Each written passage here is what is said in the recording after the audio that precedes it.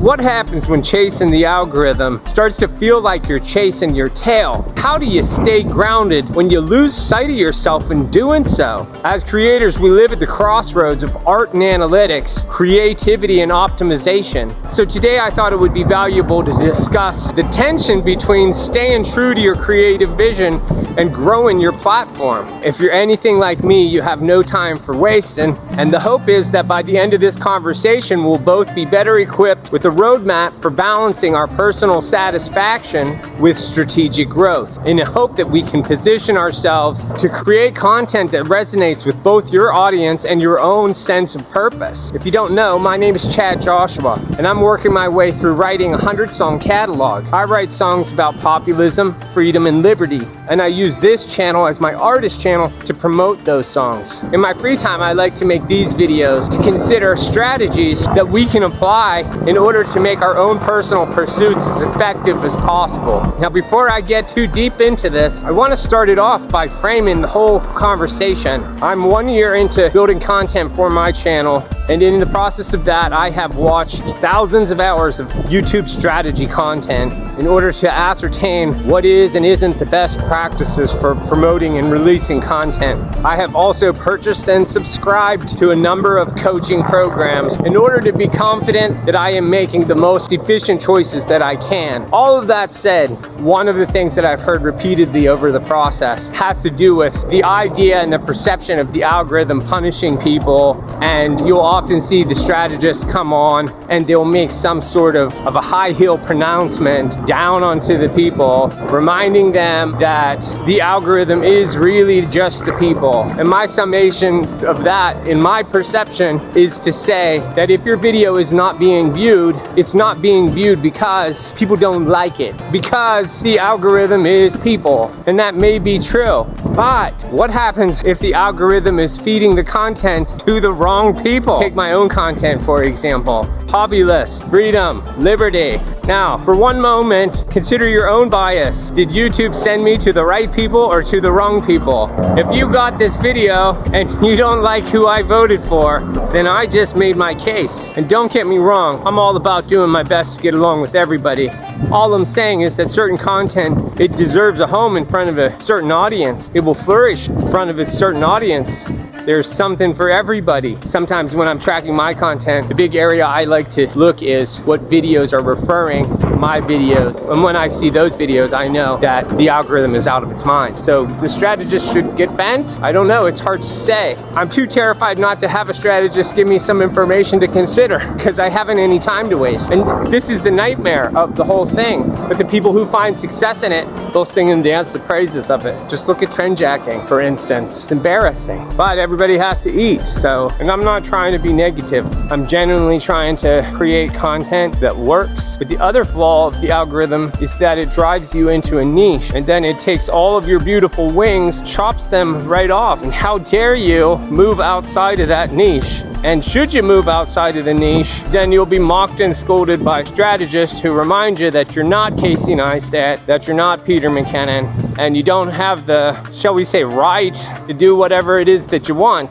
Then they'll quick to remind you that, yeah, you can do what you want, you're just not going to get any views. And that's the world we made. Again, I'm not being negative, I'm just addressing the elephant in the room. I have a very nice coach who's very helpful and thoughtful and has brought a lot of things to my attention which I wouldn't have otherwise considered. But I did have the distinct pleasure of sending her an article clip today that was posted on Breitbart News a few weeks back talking about Denis Villeneuve, who was the director of the Dune films, and he pointed out that people are entirely already controlled by the algorithms, and that something to the effect that society was crumbling. Well, yeah, that's exactly what's happened. And not far behind that is technocracy rolling its way in. But if you don't know what that is, then log into X and ask someone there. And I think that having no success on any platform anywhere, you have to listen to me on this topic only for entertainment value and consideration. Certainly, follow the Uniformity Patrol and Trendjackers precisely should you wish for any sort of success in this modern dystopian nightmare. But you're looking for some folksy, down-home, calm, thoughtful advice, then I got you covered. And the way that I see it is creating something that is authentic to you and nurturing it slowly is like slow growing a deep-rooted tree, and trend jacking and techniques of that nature is just like planting fast-growing weeds. It's not of substance and it doesn't take any hold. It's not impactful. You didn't do anything. I get the notion of all art is theft. I understand that idea. I hope you see the distinction that I'm trying to make. How is it that you feel when you see the algorithm rewarding something that you perceive as garbage while you've done hard work? The algorithm, it does seem to incentivize trend jacking, fast turnaround content, and without doubt, engagement metrics over depth and originality. At what cost? You know, there certainly is a creative burnout that comes with that because you've totally lost sight of your passion and compromised and diluted your unique voice. While algorithms can amplify your reach, they can also pull you away from your authenticity that would build a lasting connection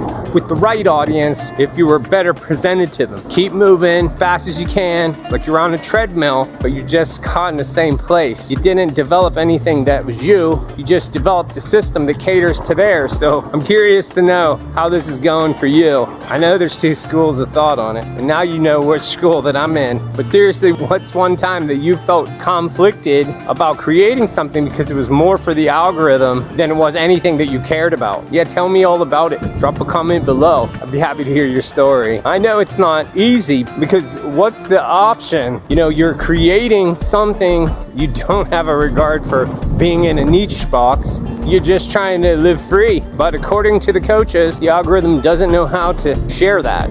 So again, this to me illustrates how the algorithm is not exclusively people. It is an algorithm. What does it look like when you create something purely for yourself? No views, no metrics, just passion. And I know that that's counterintuitive to what everybody says about serving others. And I'm not against that, but that's what I do all day already. In my free time, I want to make something that's for myself, that expresses my views on it in my way. That said, I do know that there are other people who have the same sort of views, same sort of opinions that I have, whom I follow, whom what I would make would resonate with them as well. You know, where is the line in there? That's the question. It's really not me being here being a stubborn idiot. It's really intended to just ask the question of how do you thread the needle on this? Because for me, I create these kinds of songs and I want to promote my songs to an audience. Now, I go onto YouTube in order to do that, and because my category is music,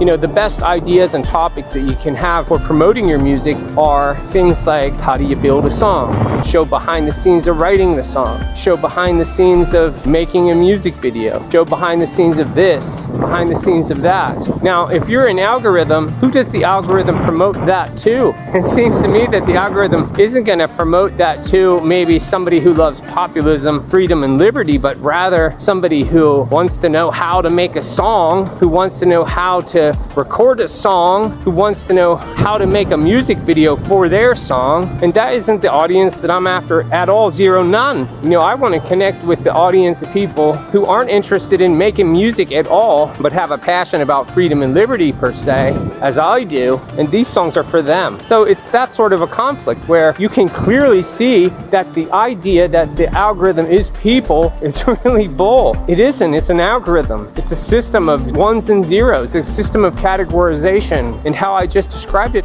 I think it demonstrates it exactly. To be fair, someone could turn around and say, then if you don't like it, then go home. Yeah, you're right. That's how the argument is won. And that's why I'm out here on the wall, giving this daily content, doing my best to discuss something that's important to me and how we are all having to persevere and work towards your goals, regardless to what the challenges are. And in this case, it's the algorithm. In another case, it's your own self-doubt. In another, it's, you know, the elite doing their best to control us in order to minimize our potential to thrive, in order to keep us locked in servitude, while the entire internet reminds us that we should be trying to serve more. That's fine. I get it. It's not my sandbox. I get that. It's not yours. But I'm just telling you, the next time some idiot stands up and tells you that the algorithm is people, you can tell them to get bent. Because it's not true. You just have to prepare your words in advance, tell them otherwise. And then you'll see them stand down and it will all resolve to, well, that's just how it is. And then you can see that that's just how it is. They're full of it. They're just saying the cliche talking points. So from here on out, let's make sure that we're being positive about this, because I just want to remind you that authenticity is valuable because it builds trust and it builds deeper connections with your audience, and it does fuel your personal satisfaction. Validation, it is a thing.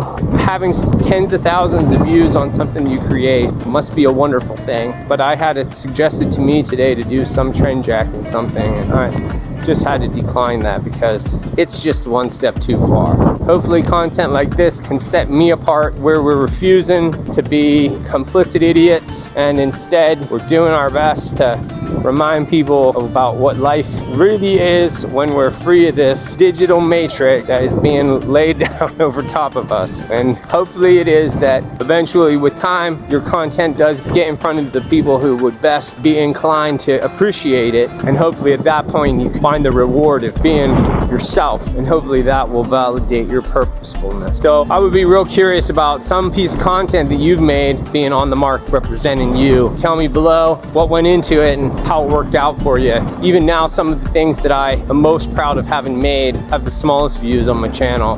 And what will likely happen is, sooner than not, I'm just going to reposition myself where I'm going to stop wasting any time doing anything else but exactly what it is that I'm trying to do. And I'm not giving you that advice for yourself. You do what you need to do. If you're keeping the lights on trend jacking, do what you gotta do. I respect it in that sense. But I have other income, and as much as it would be cool to build a secondary income stream, I don't want to feel like a bottom feeder. I suppose a real functional part of this conversation would be to discuss striking some kind of a balance and knowing when and how you can adapt your vision with something that you are better able to optimize for any kind of a metric. In order to do that, you need to know how to decide which parts of your creative vision are you willing to adapt in an exchange for a supposed growth. So part of the strategies for balance and authenticity with optimization would be to identify your negotiables. You have to know what aspects of your voice that you won't compromise,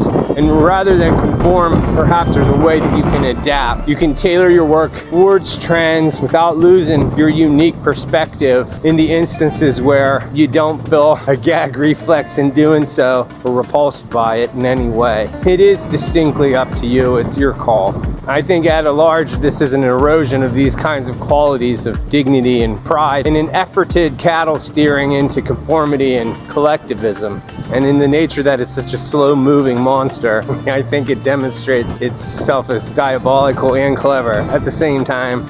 That said, as it is their sandbox, if you diversify your effort and mix some algorithm-friendly content with things that you are passionate about, maybe you can use that kind of a strategy to your advantage. You know, the whole point is to find a way to make sure that whatever it is that you're doing, you're balancing the growth that you might need with authenticity and finding a vision that resonates with your audience's needs, or finding an audience that resonates with your vision. Even for my own effort, again, as I point out, I'm up here doing these push through adversity discussions on a daily basis, consuming 5 hours of my day at least every day in order to thread the needle myself. So I am not without sin in this. When it does come to the result, either this is going to lend me something that I need, or why would I keep doing it? As it relates to content that I discuss in my music that having to do with populism and freedom and liberty, you know, in all of those areas, I'm an immovable force. I'm an absolutist on all of those issues, because if any of those are removed, then the illusion of us not being already prisoners and confined to this system would be completely removed. So how is it that you measure success? You do it by the numbers, or do you do it by the satisfaction that you're taking from what you did? You know, metrics, they do provide quantifiable benchmarks for growth and feedback on what resonates with the algorithm and who the algorithm puts content in front of. And fulfillment provides internal validation and creative satisfaction, and the motivation to continue even when the views are low. And as I've stressed, that we are inside someone else's sandbox in an effort to balance the two, using metrics as a tool, but not the sole measure of success. And so to prioritize work that aligns with your personal and professional goals, because the true success will integrate measurable growth with a personal satisfaction, and it would hopefully give you the tools to maintain your sustainability and to make sure that you are able to do that with some sort of meaning. And the criterion can't only be just to succeed on this platform or the other platform, and then whatever it is that you craft or whatever it is that you do that you're trying to show becomes a secondary art to the art of just navigating how you promote yourself on these platforms. I get it. It's such a pulled in two different directions sort of a topic. Do your best to focus on creating content that's evergreen. Create work that remains valuable over time. Lean into your core audience or your core belief, something that you're passionate about, and engage with people who already resonate with your vision. You have to stay as adaptable as you can. At the same time, don't compromise yourself having the ability to make more garbage pile on the landfill. So what about you? How about some ideas that you might have in order to better promote your more heartfelt work and the things that you've done that are important for you and the strategies that you did take in order to make sure that people saw it? I'm sure that that would be something that everybody would like to consider. Go ahead and drop that in the comments below. Maybe in the future we can have a long talk about that. So find a strategy that aligns with your passion, create with purpose, and adapt with intention, and keep your head up. I'm gonna keep my head up. And in the meantime, if you haven't had a chance to hear my new song, you can listen to it here. We'll talk again soon.